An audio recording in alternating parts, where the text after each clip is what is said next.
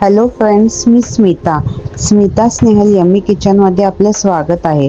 आज आपण बनवणार आहोत हराभरा चिकन सीख कबाब। तर चला मग आपण रेसिपीला सुरुवात करूया। आज आपण बघणार आहोत हराभरा सीख कबाब। इथे मी चिकन घेतलेलं आहे बोनलेस आणि त्याला मिक्सरमध्ये बारीक करून घेतलेलं आहे पेस्ट त्याची। त्याच्यामध्ये आता आपण आलं, लसूण आणि मिरची, कोथिंबीर आणि पुदिना याची पेस्ट बनवली आहे, ती मी टाकणार आहे याच्यामध्ये।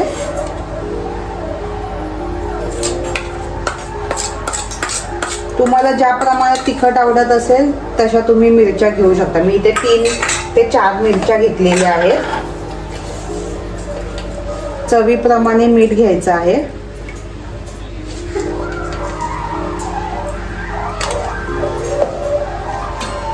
एक मोठ्या साईजचा कांदा घेतलेला आहे बारीक कट करून।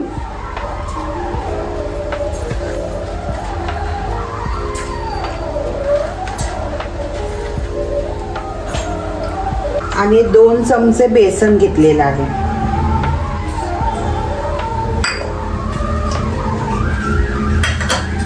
आता हे सगळं मिक्स करून घेणार आहे मी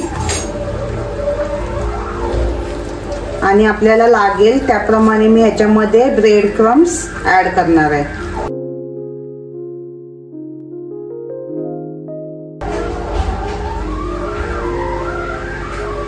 जसं मला बाइंडिंग साठी लागेल त्या प्रमाणात मी ह्याच्यामध्ये ब्रेड क्रम ऍड करणार आहे।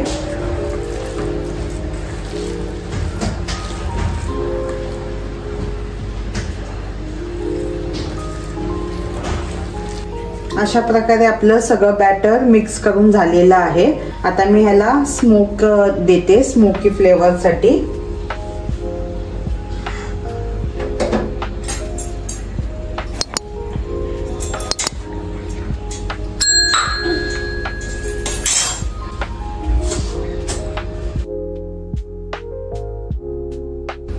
आता आपण हे स्मोक देऊन झालेलं आहे।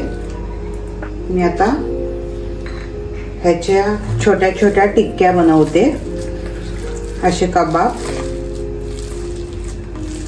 तुमच्याकडे जर सीख असेल तर मग तुम्ही त्याच्यामध्ये पण, तुमच्याकडे जर सीख असेल तर तुम्ही त्याच्यामध्ये घालून पण करू शकता।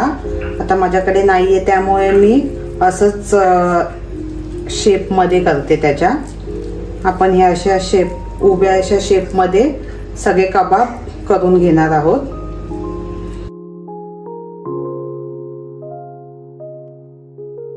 अशा प्रकारे मी बाकीचे पण कबाब रेडी करून घेते।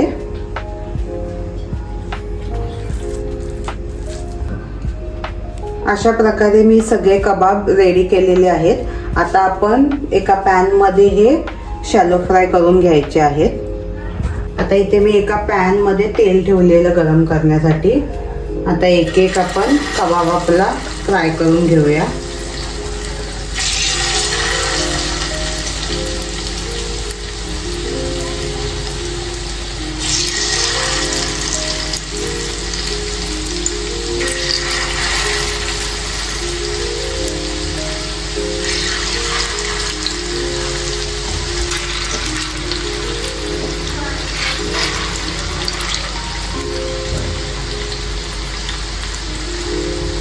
मीडियम गॅस मध्ये आपण ह्याला फ्राय करून घ्यायचं आहे, छान गोल्डन ब्राउन कलर येईपर्यंत।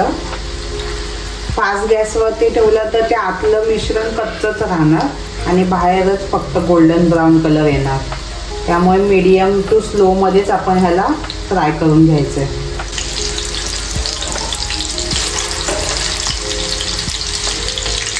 छान असं एका साईडने आपलं फ्राय झालेलं आहे।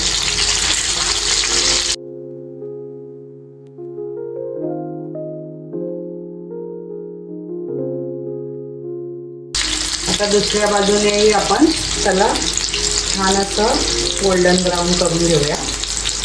स्लो टू मीडियम मध्येच मी करते आहे।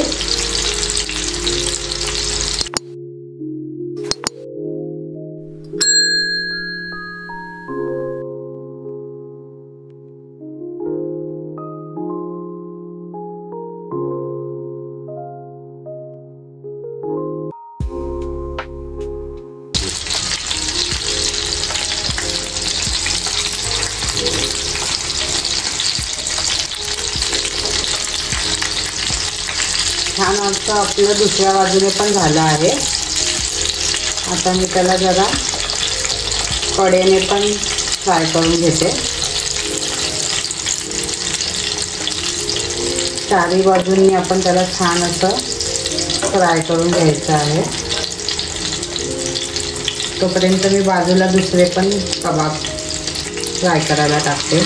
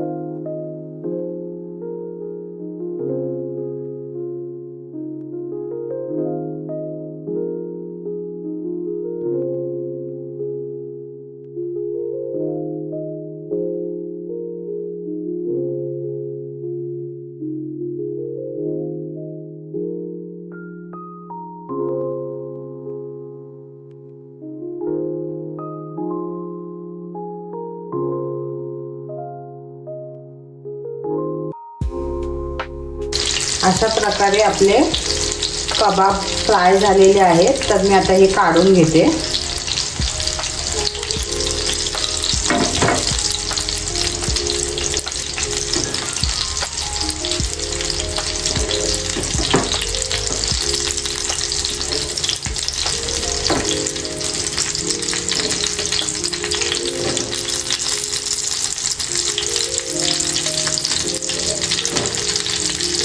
हे बाकीचे फ्राय करायला ठेवते।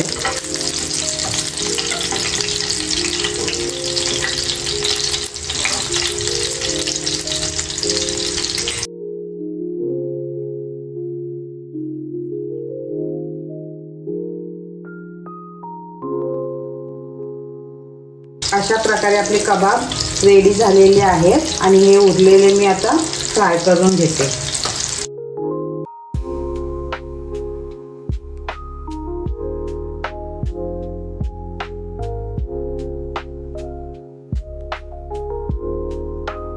तुम्हाला जर माझी ही रेसिपी आवडली असेल तर लाईक, शेअर आणि सबस्क्राईब करायला विसरू नका। धन्यवाद।